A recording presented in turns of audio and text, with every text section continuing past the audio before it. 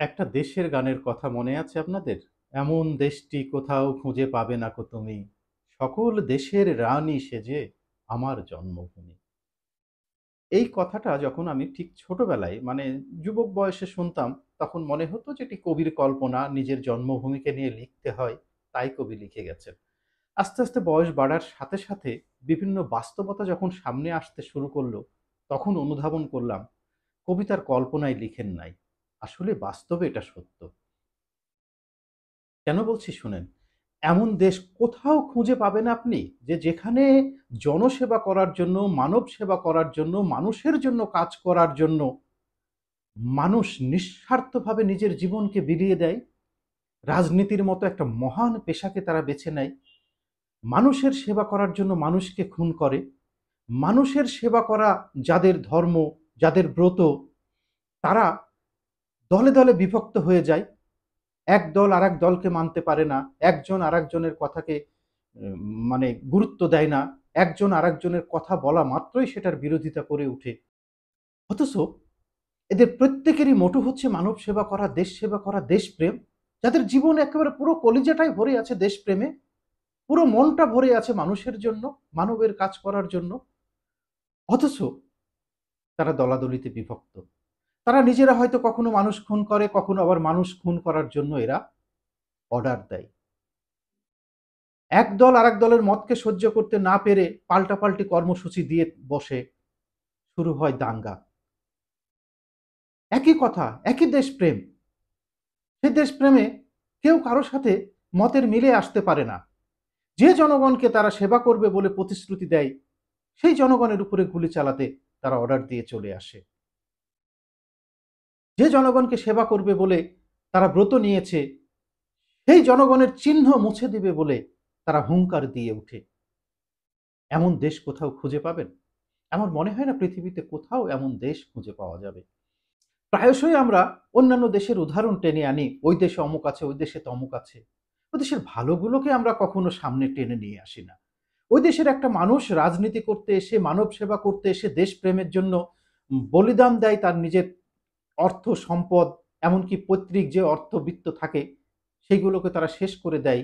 আর আমার দেশে শুরু হয় নিঃস্ব পিতার সন্তান একদিন এই দেশের সর্বোচ্চ ধনী, সর্বোচ্চ ক্ষমতাবান।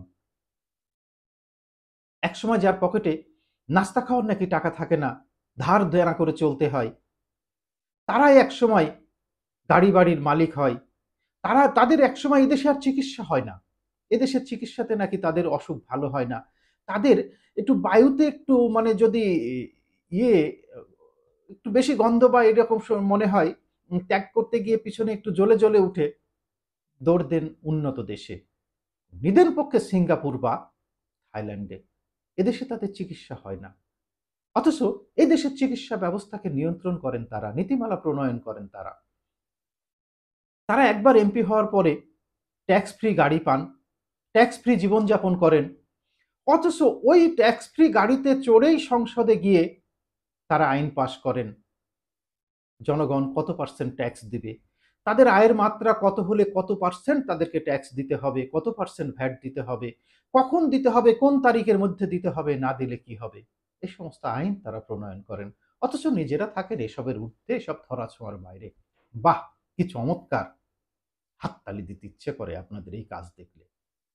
মাঝে মাঝে আবার আশায় বুক বেঁধে উঠি। বিগত সরকারকে সরানো হলো, তার প্রধান কারণ ছিল তারা নির্বাচন ব্যবস্থাকে একেবারে নস্যাৎ করে ফেলেছিল। জনগণের ভোটাধিকার কেড়ে নিয়েছিল। তারা জনগণকে ভোট দিতে দিত না, ভোট ডাকাতি তারা করেছিল। গণতন্ত্র ছিল না, মানুষ কথা বলতে পারত না। দেশে আকণ্ঠ দুর্নীতিতে নিমজ্জিত ছিল তাদের নেতাকর্মীরা। দেশের অর্থনীতিকে প্রায় একেবারে শেষ করে ফেলেছিল। এই সমস্ত কারণে যখন তরুণরা ডাক দিল সরকার পতনের, মানুষ আশাবাদী হয়ে সেখানে দৌড় দিল। আমরা আশায় বুক বাঁধলাম। অভাবী মানুষ যেমন বন্যার পরে আবার জেগে ওঠে, ঠিক সেইভাবে আমরা জেগে উঠলাম। এবার তরুণের হাতে বাংলাদেশ যাচ্ছে। এতদিন তো ঘুণে ধরা রাজনীতি, বস্তা পচা রাজনীতি, প্রবীণ পৌর লোকজন ছিলেন, তাদের প্রসেসর ছিল দুর্বল। কিন্তু শক্ত প্রসেসরের তরুণরা এবার আসছে। এবার নিশ্চয়ই আমরা একটা কিছু করে ছাড়ব। কিন্তু হায়, যে লাউ সেই কদু। যে দুর্নীতি ১৬ বছরে করেছিল এখন শুনতে পাচ্ছি সেই দুর্নীতি নাকি ১৬ মাসের আগে, ১ বছরের আগে, ইভেন ৮ মাসে, অর্ধেক মাসে করে ফেলেছে। ক্ষমতায় যেতে না যেতেই ৪০০ কোটি টাকার দুর্নীতি একজনই করে ফেলেছে একটা দপ্তর থেকে শোনা যায়। যার একসময় পকেটে কোনো টাকা থাকতো না, যাদেরকে দেখতাম ফুটপাতের টি-শার্ট পরে ঘুরছে, একটা স্যান্ডেল পরে দিনের পর দিন কাটাচ্ছে, একটা জিন্সের প্যান্ট ২ মাস ৩ মাসে ধুয়েছে কিনা তার কোনো খবর নাই। তারা এখন ব্র্যান্ডের কাপড় ছাড়া পরেন না, ব্র্যান্ডের জুতা ছাড়া পরেন না, ব্র্যান্ডের সানগ্লাস তাদের কাছে। কত জোড়া আছে তার তো কোনো ইয়ত্তা নেই। হাতে নামি দামি কোম্পানির এক বা একাধিক ফোন, চড়েন বিলাসবহুল গাড়িতে, সাথে থাকে আরো লোকজন সাঙ্গপাঙ্গ, তাদের জন্য বরাদ্দ আছে গাড়ি। এলাকায় যান গাড়ির শোডাউন করতে। একসময় এটা লোকাল বাসে চড়ার টাকা থাকতো না, এখন এলাকায় গাড়ির শোডাউন করেন।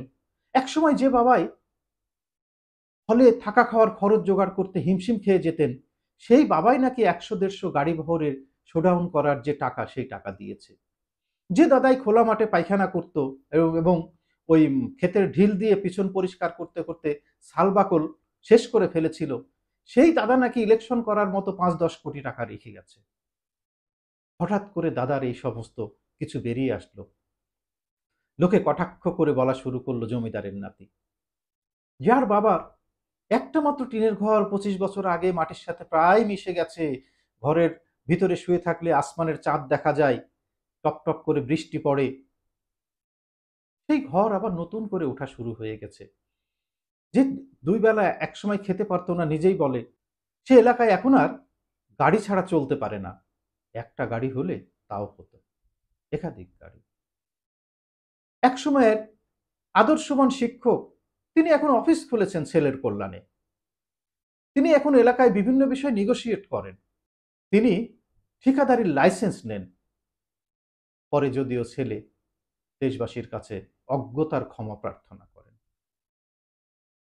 তারা এয়ারপোর্টে চলে যান, যেখানে থাকে পিস্তলের ম্যাগজিন, পিস্তল বা যেকোনো একটা আগ্নেয়াস্ত্রের গুলির ম্যাগজিন থাকে সাথে। একা আর চলতে পারেন না, রাষ্ট্রীয় প্রোটোকলেও তাদের হয়ে ওঠে না। যে কাজগুলো খুব সহসা এড়ানো যেত, সেই কাজগুলোতে তাদের আগ্রহ খুব বেশি দেখা যায়। ফলও তারা ভোগ করেন। বীরদর্পে গিয়ে সেনাবাহিনীর সাবমেরিনের মধ্যে স্থলপথে আবার ফিরে চলে আসেন। এটা কেন? এটা কি শুধু এক দলের? তা তো না।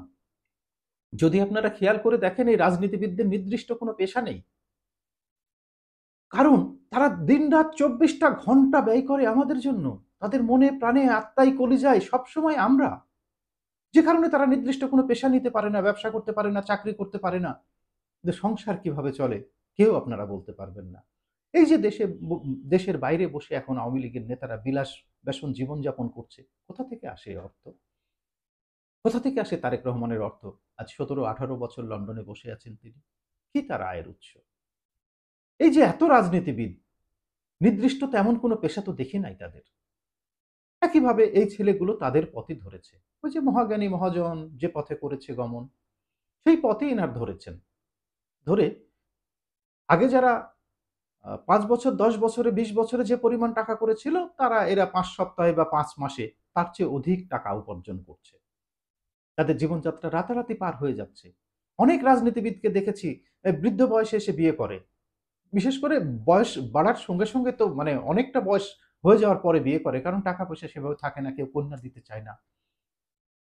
কিন্তু এরা দেখছি নির্দিষ্ট কোনো পেশা, নির্দিষ্ট কোনো আয় না থাকা সত্ত্বেও বিয়ে করছে। রিসেপশন হচ্ছে লাক্সারি হোটেলে বা কোনো রিসোর্টে।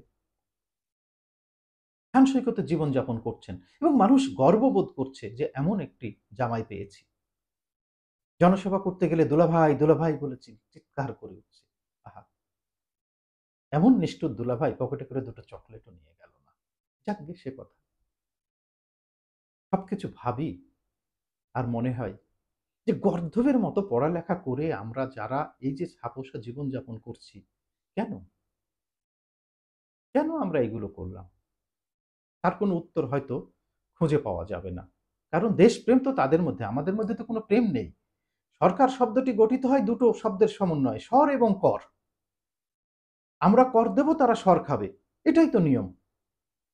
আমার ছোটবেলার একটা কথা দিয়ে শেষ করি। ছোটবেলায় বাড়িতে যে ভাঙ্গা রেডিও বা ক্যাসেট প্লেয়ার ছিল, সেখানে একটা গান শুনতাম, দেশের গান। সম্ভবত রথীন্দ্রনাথ রায় গাইতেন।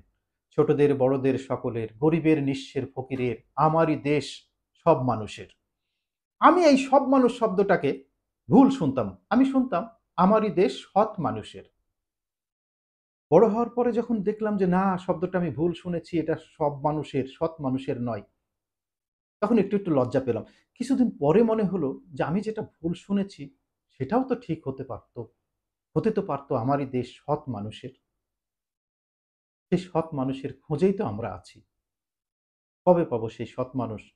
কবে পাবো সেই কণ্ঠ, সেই মানুষটা, যে মানুষটা সত্যিকার অর্থেই জনগণকে ভালোবাসবে, জনগণের ভালোবাসার, জনকল্যাণের রাজনীতি করবে?